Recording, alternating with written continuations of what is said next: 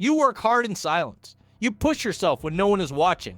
But the moment someone says, I believe in you, something shifts. Your energy drops. Your drive fades. You procrastinate. And now you feel confused, maybe even guilty. Why would support make you less motivated? Shouldn't it do the opposite? The answer is uncomfortable, and it has less to do with laziness and more to do with how your brain handles pressure and identity. At first, belief feels good. A teacher praises you. A partner says you're talented. Your boss says they see leadership in you. You smile, but later, alone, something tightens. Now there's something to live up to. Now there's an image of you in someone else's mind, and you're responsible for protecting it. So instead of feeling energized, you feel watched. Psychology calls this evaluation apprehension. When someone forms a positive expectation of you, your brain doesn't only register support, it registers performance pressure. Because belief creates a standard, and standards activate self-monitoring.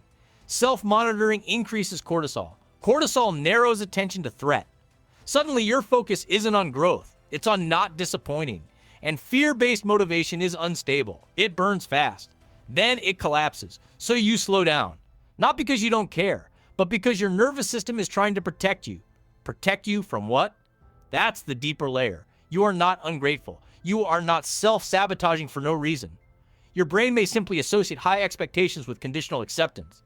If growing up, praise was followed by higher pressure, or mistakes led to withdrawal of warmth, your nervous system learned something subtle: love increases when I perform. Which means, if I fail, I lose connection. So when someone believes in you today, your brain doesn't only hear support, it hears risk. Risk of falling from a higher place.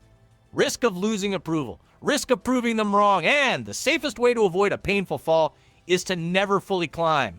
That hesitation? It's not weakness. It's protective adaptation. But adaptation to what exactly? Let's look at what's happening in the brain. When someone expresses belief in you, your reward system activates briefly. Dopamine rises. But then something else happens. Your prefrontal cortex begins forecasting future outcomes. What if I don't meet expectations? The brain treats social rejection similarly to physical pain. The anterior cingulate cortex lights up. So now belief equals potential loss, and the brain hates potential loss more than it loves potential gain. This is called loss aversion. Here's the metaphor. Imagine motivation as a flame. When you're alone, the flame is yours. It's quiet, steady. But when someone believes in you, it's like placing that flame under a spotlight. Now it's exposed. And your brain asks, what if the flame goes out in front of everyone? So it lowers the flame preemptively. Better to dim it yourself than watch it extinguish publicly. Mental model. Expectation weight. Every belief someone places on you adds psychological weight. If your internal self-worth is stable, you carry it. If your self-worth depends on performance, the weight feels crushing. So motivation drops. Not because you don't want success, but because your nervous system is calculating emotional risk. And here's the question that matters. How do you receive belief without turning it into pressure? This isn't about ignoring support. It's about changing how your brain encodes it. Here's how. Step 1. Separate belief from obligation. What to do when someone says, I believe in you, mentally add, and I'm allowed to fail. Why it works.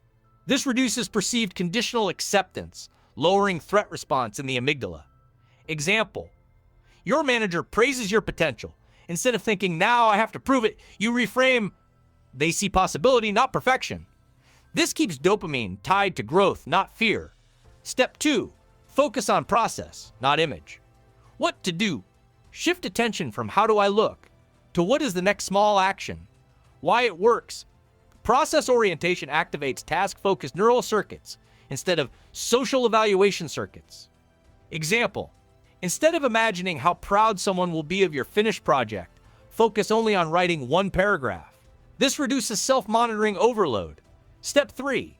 Build internal evidence before external praise. What to do? Privately define what progress means before sharing goals. Why it works. Autonomy increases intrinsic motivation through self-determination pathways. When goals feel self-chosen, external belief feels supportive, not controlling. Example. You decide what success looks like for you first. Then, When someone supports you, it reinforces rather than defines your direction. Step 4. Practice safe disappointment exposure. What to do?